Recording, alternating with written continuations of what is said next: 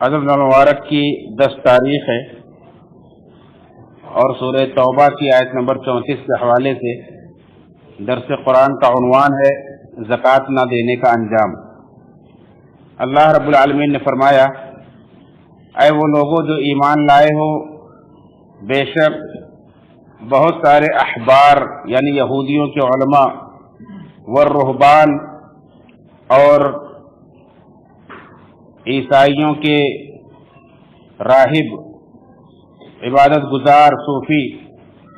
لَيَأْكُلُونَ أَمْوَالَ النَّاسِ بِالْبَاطِلِ لوگوں کا مال باطل طریقے سے کھاتے ہیں، وَيَصُدُّونَ عَن سَبِيلِ اللَّهِ اور اللہ کے راستے سے روکتے ہیں۔ اور آگے فرمایا وَالَّذِينَ يَكْنِزُونَ الذَّهَبَ وَالْفِضَّةَ اور جو لوگ سونا اور چاندی کا خزانہ جمع کرتے ہیں، وَلَا يُنْفِقُونَهَا فِي سَبِيلِ اللَّهِ اور اسے اللہ کے راستے میں خرچ نہیں کرتے ہیں، فَبَشِّرْهُمْ بِعَذَابٍ أَلِيمٍ تو ایسے لوگوں کو دردناک عذاب کی خوشخبری سنا دیجیے۔ یہ سورہ توبہ کی آیت نمبر 34 ہے۔ اللہ رب العالمین نے اس کے ذریعے سے پہلے یہود و نصارہ کے علماء اور بزرگوں کے تعلق سے فرمایا کہ یہ باطل طریقے سے لوگوں کا مال کھاتے ہیں اور لوگوں کو اللہ کے راستے سے روکتے ہیں، اور اس کے بعد پھر جو لوگ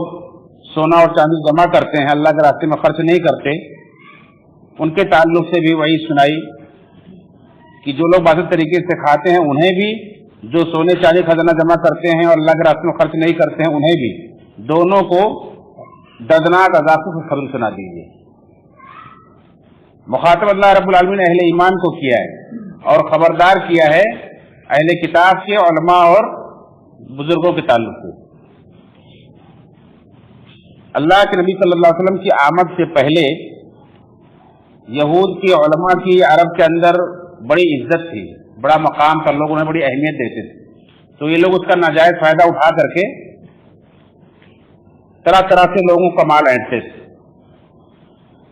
یعنی لوگوں کے مطابق لوگ پیسہ دیتے تو ان کا پیسہ لے کر کے جیسا وہ چاہے ان کے مطابق دین کے احکام بتا دیتے تھے، بدل دیتے تھے، یعنی آج کی زبان میں کہیں گے کہ پیسہ لے کر کے ان کی مرضی مطابق فتوے دیتے تھے دین کے۔ اسی طرح سے شادی بیاہ اور میت وغیرہ کے موقع پر، بچے کی پیدائش وغیرہ کے موقع پر مختلف ہیلے بہانے سے نذرانے وصول کرتے تھے، اور لوگ سمجھتے تھے ہمارے دینی رہنما ہمارے دین کی رہنمائی کرتے ہیں، اور وہ اپنے نذرانے وصول کرتے تھے اور لوگوں کو سیدھی بات سے روکتے تھے، صحیح بات لوگوں کو نہیں بتاتے تھے۔ ایسے ہی عیسائیوں کی صوفیہ کا بھی یہ حال تھا کہ مختلف قسم کے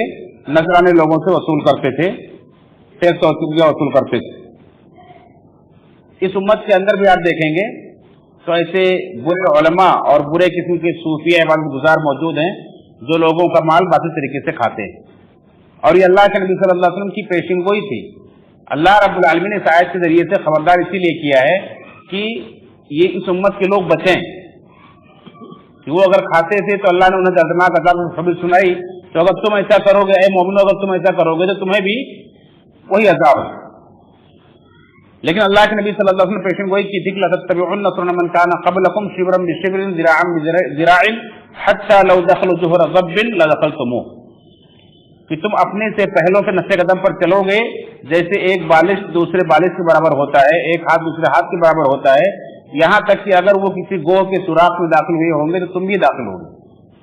اور دیکھیں گے کہ اس امت کے اندر بھی ایسے علماء، ایسے صوفیہ پائے جاتے ہیں جو لوگوں کا مال باطل طریقے سے کھاتے بھی ہیں اور لوگوں کو اللہ کے راستے سے روکتے بھی ہیں، صحیح بات نہیں بتاتے ہیں۔ تو یہ جس طرح سے یہود کے علماء اللہ کے نبی صلی اللہ علیہ وسلم کو پہچانتے تھے، لیکن چونکہ آپ کی دعوت کو قبول کر لینے کے نتیجے میں ان کی یہ روزی روٹی بند ہو جاتی، ان کے پیٹ کا دھندا بند ہو جاتا، اس لیے انہوں نے مخالفت کی۔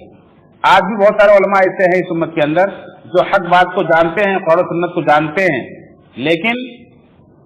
ان کے پیٹ کا مسئلہ آڑے آتا ہے، اس لیے وہ حق نہیں بیان کرتے ہیں، حق کو چھپاتے ہیں جانتے بوجھ کے، لوگوں کو حق سے روکتے ہیں،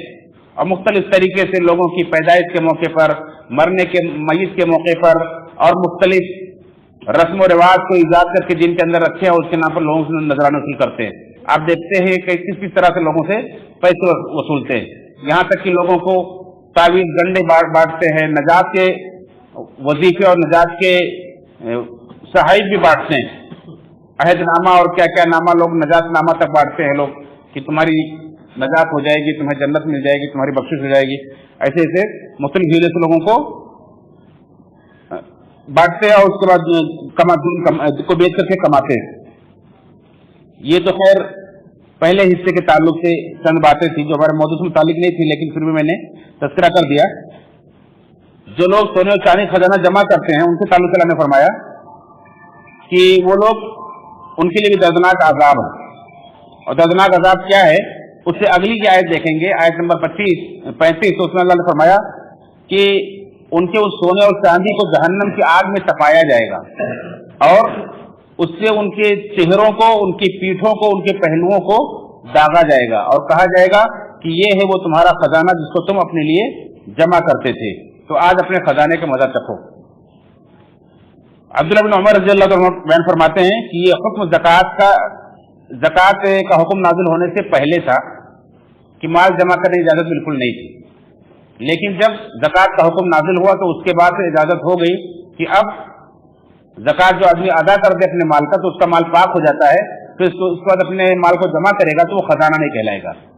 وہ خزانہ نہیں کہلائے گا جس کا عذاب اسے قیامت میں دیا جائے گا. لیکن جو لوگ اپنے مال کی زکوٰۃ ادا نہیں کرتے ہیں تو انہیں ان کے لیے یہ دردناک عذاب ہے. جیسا کہ صحیح مسلم کی ایک روایت ہے حدیث نمبر 987 میں کہ اللہ کے رسول صلی اللہ علیہ وسلم فرمائیں جس کو اللہ نے مال دیا ہے, سونا اور چاندی دیا ہے, اور وہ اس میں سے خرچ نہیں کرتے, نہیں اللہ کے راستے میں زکوٰۃ نہیں نکالتے ہیں, اس کا حق ادا نہیں کرتے ہیں, تو ان کے سونے اور چاندی کو کی تختیاں بنائی جائیں گی اور جہنم کی آگ میں انہیں تپایا جائے گا, اور تپانے کے بعد ان کی پیشانی اور ان کے پہلوؤں کو اور ان کی پیٹھوں کو داغا جائے گا, اور جب جب وہ تختیاں ٹھنڈی ہو جائیں گی تو پھر جہنم کی آگ میں گرم کیا جائے گا. آپ سوچیں دنیا کی آگ نہیں بلکہ جہنم کی آگ ہوگی جو دنیا کی آگ سے 69 گنا تیز ہے, اور یہ سزا انہیں اس وقت تک دی جاتی رہے گی جب تک لوگوں کے درمیان حساب کتاب نہیں ہو جاتا ہے, اور وہ دن 50,000 سال کا ایک دن ہوگا, قیامت کا دن 50,000 سال کا ایک دن ہوگا. اس دن سزا دی جاتی رہے گی, پھر اس کے بعد اللہ تعالیٰ جب حساب لے گا تو اس کے بعد پھر فیصلہ ہوگا جنت کا جہنم کا, وہ بعد میں ہوگا, لیکن یہ حساب کتاب سے پہلے انہیں اس کا میدان محشر میں دی جائے گی. ایسے میدان محشر میں اور بھی دوسرے قسم کے عذاب کا تذکرہ ہے کہ جن کے جانور ہوں گے ان کے جانوروں کو چھوڑ دیا جائے گا, انہیں میدان میں ڈال دیا جائے گا, وہ جانور اپنے کھروں سے انہیں رودیں گے, سینگ سے ماریں گے, اور 50,000 سال تک اس طرح سے انہیں عذاب دیا جاتا رہے گا. ایسے ہی ایک روایت کے اندر ہے, غالباً صحیح بخاری کی روایت ہے کہ اللہ کے نبی صلی اللہ علیہ وسلم فرمایا, صحیح بخاری کی حدیث نمبر 1403 ہے کہ جس کو اللہ نے مال دیا ہے اور اپنے مال کی زکوٰۃ ادا نہیں کرتا ہے تو اس کے مال کو گنجے سانپ کی شکل میں تبدیل کر دیا جائے گا. ایک گنجا سانپ بنا دیا جائے گا جس کے سر پر 2 سیاہ نقطے ہوں گے. علماء کہتے ہیں کہ اس بات کے علاوہ کہ انتہائی زہریلے سانپ ہوں گے وہ, اور وہ سانپ اس کو دوڑائیں گے میدان محشر میں, اور اس کا ہاتھ پکڑ لے گا اور پکڑ کر کے اس کو چبائے گا, اور دھیرے دھیرے پورے بدن کو اس کی نگل جائے گا, اور کبھی اس کے گلے میں توک بن جائے گا, اس کے گلے میں جا کر لپٹ جائے گا توک کی طرح, اور اس کے جبڑے کو پکڑ کے چبائے گا اور چیرے گا اور کہے گا کہ میں تیرا مال ہوں, میں تیرا خزانہ ہوں, انا مالو کا انا کنزو کا. یہ سزا بھی اسے اس وقت دی جاتی رہے گی جب تک حساب کتاب نہیں ہو جاتا ہے, یعنی 50,000 برس تک یہ سزا دی جاتی رہے گی. تو اس طرح سے جو لوگ زکوٰۃ ادا نہیں کرتے ہیں ان کے لیے اللہ رب العالمین نے سزائیں رکھی. اس کے علاوہ اور بھی احادیث کے اندر بہت قسم کی سزاؤں کا تذکرہ ہے, اور قرآن کریم کے اندر بھی اللہ رب العالمین کا ذکر کیا ہے سورہ آل عمران کے اندر بھی کہ جو لوگ اللہ کے جنہیں اللہ نے مال دیا اللہ کے راستے میں خرچ نہیں کرتے ہیں, بخیلی کرتے ہیں, اپنے حق میں بہتر نہ سمجھیں بلکہ ان کے حق میں بہت برا ہے, وہ ان کے گلے میں توپ بنا کر ڈالا جائے گا. تو زکوٰۃ ادا کرنے مال کا حق ہے. آج بہت سارے لوگ اللہ رب العالمین نے جنہیں نوازا ہے, خاص کر جن کے پاس بڑی پراپرٹی زیادہ ہے, لوگ 2-4 ہزار 10-20 ہزار نکال کر سمجھتے ہم نے حق ادا کر دیا. اکثر یہ زکوٰۃ نہیں نکالتے, اگر زکوٰۃ نکالے تو کوئی بھی مسلمان غریب نہ باقی رہے. اس کے مقابلے میں آپ دیکھیں گے کہ شیطانی راستوں میں بہت زیادہ خرچ کرتے ہیں, فضول خرچی کے راستے میں اور واہ واہی میں, دکھاوے میں, اور مختلف رسم و رواج بھی بہت خرچ کریں گے، لیکن زکوٰۃ جو مال کا حق ہے، جو جس کے ذریعے سے اللہ تعالیٰ مال کو پاک کرتا ہے اور بڑھاتا بھی ہے، وہ ادا نہیں کرتے ہیں۔ ہمیں چاہیے کہ ہم بڑی ایمانداری کے ساتھ حساب کر کے اپنے مال کی زکوٰۃ نکالا کریں، تاکہ دنیا کے اور آخرت کے اندر اللہ کے عذاب سے محفوظ رہیں۔ اللہ تعالیٰ سے دعا رب العالمین ہم سب کو ایمانداری کے ساتھ، خلوص کے ساتھ زکوٰۃ کی ادائیگی توفیق نصیب فرمائے۔ آمین، تقبل یا رب العالمین۔